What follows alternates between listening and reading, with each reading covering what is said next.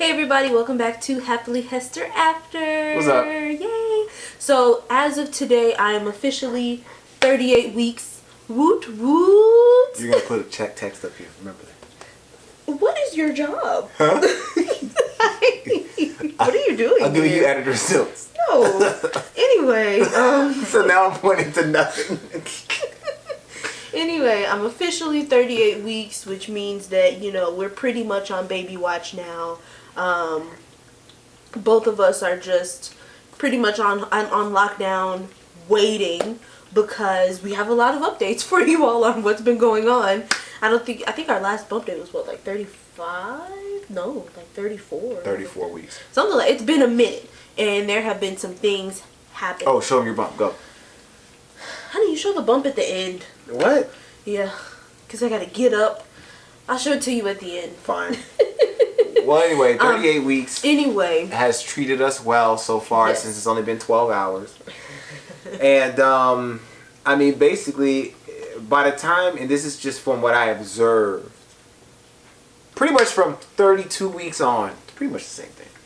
I mean, like, it's not a whole lot of difference. I mean, no, there are developments. So, the biggest thing now is that I finally understand what women talk about when they say, like, they feel like their baby's just gonna punch through their lady parts, because literally when I stand, it's just... Wow, is that the proper... Is that what it would sound like? That's literally... So, at this point, big update is that the baby's head is already, down there, which is where they want it to be. So it can come out. Right. Like, my body is already pretty prepared. I mean, it's preparing. So, I'm already a centimeter dilated. I'm already 70% effaced. And the baby's head is at 0 to -1 station. Which means that her head down there. So, when I stand... pretty much for any period of time, and I'm like, this baby is going to literally punch through me, and then I'm just gonna have the baby on the floor. So there's definitely that discomfort in this whole area down here. Then there's also like the cramps. I mostly get like, those Charlie horses and stuff that I was talking to you guys about. The good thing is that drinking the Gatorade has helped. I got tired of bananas. I'm done with bananas. Like, I've started making myself smoothies so I can sneak bananas in, but eating bananas by themselves is dead to me right now. So, but that stuff has been helping. I haven't been getting them as much. Most people around this time are feeling like Braxton Hicks. Honestly, I was surprised to learn that I was dilated in the first place because I don't recall feeling any Braxton Hicks.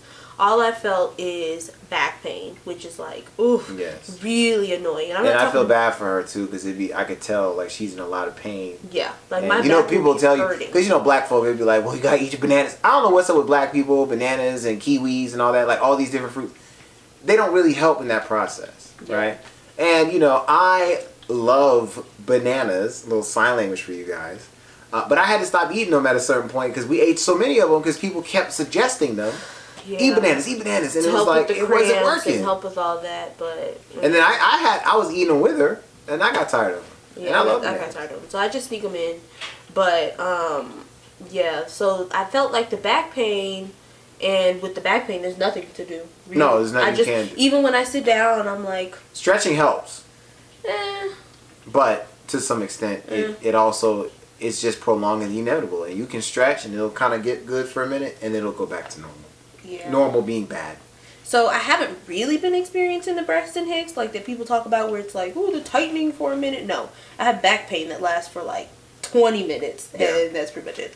And then just general discomfort. I have noticed in the second trimester, I was sleeping and it was great and it was fantastic. I didn't have any like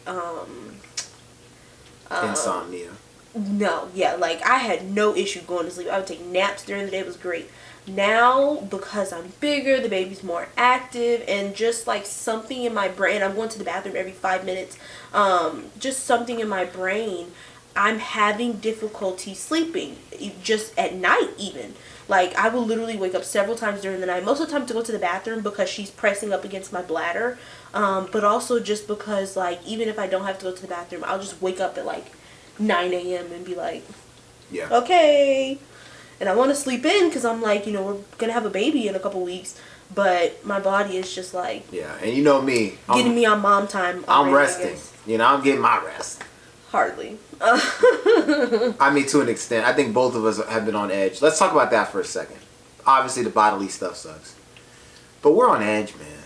Like, this part, specifically, the waiting, the watching, the twinges, and I'm looking over and she's getting up out of the seat. I'm like, that's where we're at now. We definitely have the jitters, that jitters that you get before anything important. You know what I mean? This feels like we're about to. It feels like the first day of school. Everyone knows that feeling. You get your clothes out, you sleep with your shoes on the bed, you got your outfit ready, and it's like that. It's like you're getting ready for the first day of school. That's what it feels like. Or getting ready for your wedding. Or any important event. Your life is about to change. Yeah. Or like a roller coaster. I don't know. It's just that feeling you get before something happens. So the nesting has definitely kicked in like full force just because of that excitement. Like, and both of us, not just me, both of us, we're just getting everything together.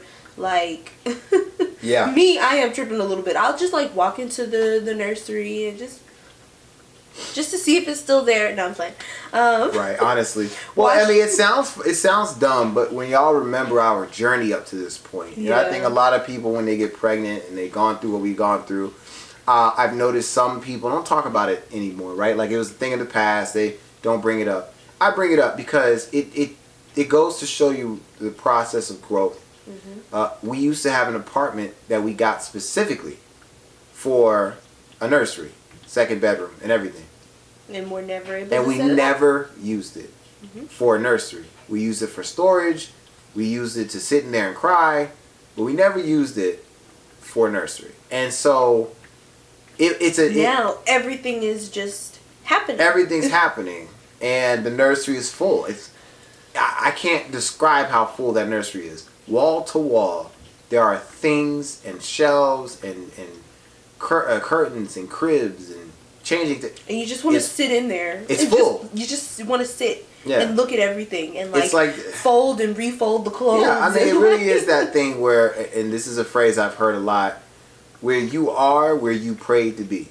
Yeah. That is one of the most it's a very defining moment for you as a person in your character when you've hoped and prayed and worked to be somewhere and you're finally there. And you're able to actually breathe in and go, I did it. We're here. Or we did it. God did it. Y'all did it. And so the nursery is a physical representation outside of our daughter of it finally happening and our prayer being answered. So that's the best way I can describe it. I'm sure my wife would agree with all the head nodding she's doing. Yes. Sorry. I'm also tired all the time because I'm having trouble. No, the head nodding was me saying she agrees without having to say it. Yes. It's true. I mean, and also just realizing too that there's an adjustment period. You can't. It's difficult to go from wanting and waiting for something for so long to it suddenly happening. It takes a minute to adjust, and to remind yourself, this is actually happening. So I think also being able to go into the nursery, being able to see the car seat in the back seat, being able to, the stroller's not here yet, but it should be coming tomorrow.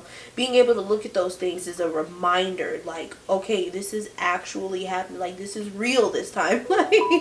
And I was telling Darrell, we were looking at the little, the app. The pregnancy app shows you the updates and it shows you this is how big the baby should be. And you know how some women and men will completely forget what week they're on because it's just so blasé to them. It's here we are. Every single week. No, there are times where we'll look at it before the day of, and we're on it. Man. People ask me, we're trying to learn all of it. What week is your wife? I know it. I know the size. I know boom, pow, and that's kind of how you get when you finally are where you prayed to be.